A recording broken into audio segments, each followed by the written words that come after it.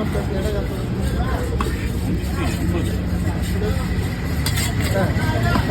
இந்த வயிறு பிசுலாம் அது வரைக்கும் கோடு போட்டுருலாம்.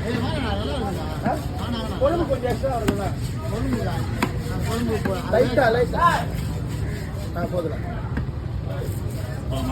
ஓகே. ஹலோ ஹலோ, நான் வந்தேன்.